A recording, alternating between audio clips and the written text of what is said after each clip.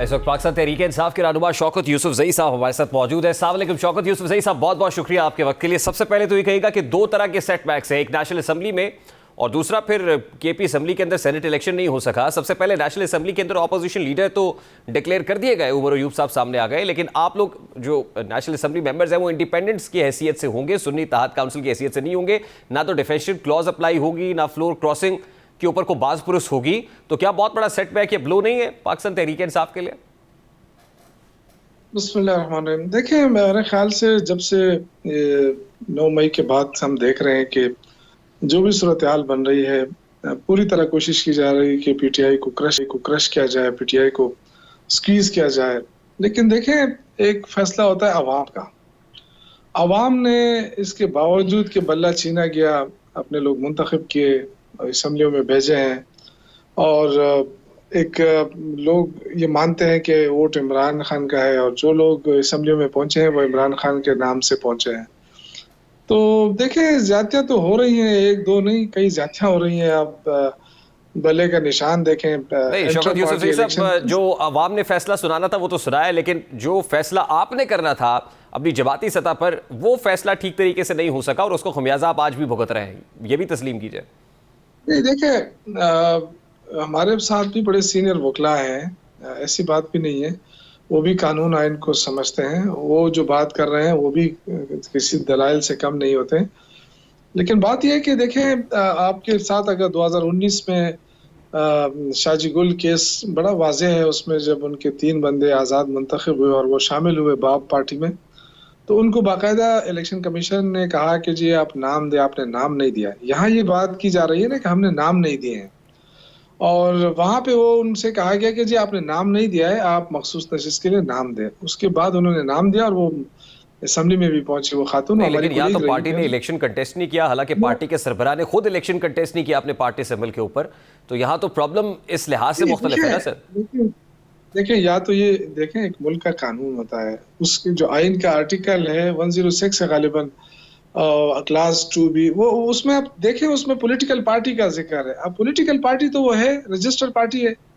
या तो ये कहे कि ये पॉलिटिकल पार्टी नहीं है, या इलेक्शन कमीशन के साथ पार्लियामान में उसकी नुमाइंदगी नहीं है ना शौकत यूसुफ ज़ई साहब, ये रीजन है। पार्लियामान में नुमाइंदगी, देखें, पार्लियामान में नुमाइंदगी हो तो तब होती है जब इलेक्शन इलेक्ट लोग चले जाते हैं, उसमें शामिल हो जाते हैं, तो ऐवान में फिर पार्लियामानी पार्टी। यही तो वजह है ना सर, उस इलेक्टोरल सिंबल से किसी ने इलेक्शन कंटेस्ट ही नहीं किया।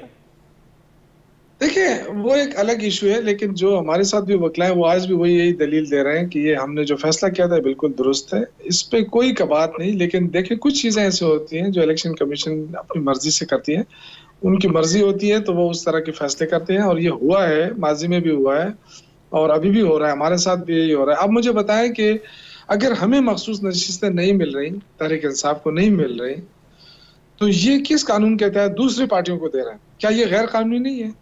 क्या हमारे वकला जो है वो दलाइल नहीं दे रहे हैं? तो भाई, जब हमें एक सीट जब हमें नहीं मिल रही तो इनको कैसे मिल रही है? तो मसला ये है कि या इस तरह बंदर बांट हो रही है जैसे कि पता नहीं हम कहीं बाहर से आए हुए हैं और हमारे नशिस्तों पे इस तरह बंदर बांट हो रही है। तो शौकत यूसुफ ज़ई साहब, अब इनकम्प्लीट हाउस को कंप्लीट तो करना है। आज भी आर्टिकल 218 और इलेक्शन एक्ट का हवाला दिया गया, और उसके हवाला देकर ये कहा गया कि अब ये जब तक मखसूस नशिस्तों के ऊपर हल्फ नहीं होता है, केपी असम्बली के अंदर सेनेट इलेक्शन नहीं हो पाएगा। तो क्या इसी तरह रेजिस्ट करती रहेगी पीटीआई केपी के अंदर? नहीं, देखें, अब बात ये है ना कि अगर यही नशिस्तें अगर ये पीटीआई को दे दी जाएं, सुन्नी इत्तेहाद काउंसिल को दे दी जाए, तो आइन का कौन सा वायलेशन हो रहा है? कोई वायलेशन नहीं हो रहा। ये सिर्फ मैंने आपसे कहा ना, मखसूस नशिस्तें तो पॉलिटिकल पार्टी की है ना सर, जो पार्लियामान में पॉलिटिकल पार्टी है, एक्नॉलेज्ड है, एक्रीडिएटेड है, उसके लिए मखसूस नशिस्तें। अगर आप मुझे बता सकते हैं कि किस आर्टिकल में लिखा है पार्लियामानी पार्टी होगी? कहाँ पे लिखा है कानून? इलेक्शन कमीशन ऑफ पाकिस्तान आपको सिंगल आउट कर रहा है, अलग बात है। इलेक्शन कमीशन ऑफ पाकिस्तान ने जो है ना, आपने देखिए, उसने तशरीह की है, इलेक्शन कमीशन ऑफ पाकिस्तान ने तशरीह की, लेकिन 2019 में ये तशरीह क्यों नहीं एप्लीकेबल हुई? शाजी गुल के केस में क्यों नहीं हुई? शौकत यूसुफ ज़ई साहब, यहाँ तो पेशावर हाई कोर्ट का डिसीजन भी मौजूद है सर। ये तो पेशावर हाई कोर्ट ने भी कहा कि मखसूस नशिस्तों के ऊपर हल्फ ले, आपने कोर्ट के डिसीजन की भी वायलेशन की है। हमारे पास तो देखिए, हमारे पास तो ऑप्शन है ना, सुप्रीम कोर्ट का ऑप्शन भी रहा है ना। लेकिन मैं ये अर्ज कर रहा हूँ कि देखें, अगर ठीक है हमें नहीं मिल रही ना, हमें नहीं मिल रही, तो फिर ये नशिस्तें ये दूसरी पार्टियों को कैसे मिल सकती हैं? ये मतलब आप बताएं ना, एक पार्टी को मैंडेट ही नहीं मिला है, वो कैसे इजाफी सीट लेगी? मतलब वो किस कानून के तहत लेगी? व्हाट इज योर आपने स्ट्रैटेजी अपना नाउ सर? आप केपी के फ्रंट पे आपकी स्ट्रैटेजी क्या होगी? कितनी देर तक देखिए डिले हमारी करेंगे? देखिए हम तो तीनों ऑप्शन इस्तेमाल करेंगे। असम्बलियों में भी हमारा जो स्ट्रेंथ है, सूबाई में है, कौमी में है, हम अपनी बात करेंगे अल्हम्दुलिल्लाह। उसके बाद हमारे पास अदालतों का रास्ता भी खुला है, हम अदालतों में भी जाएंगे।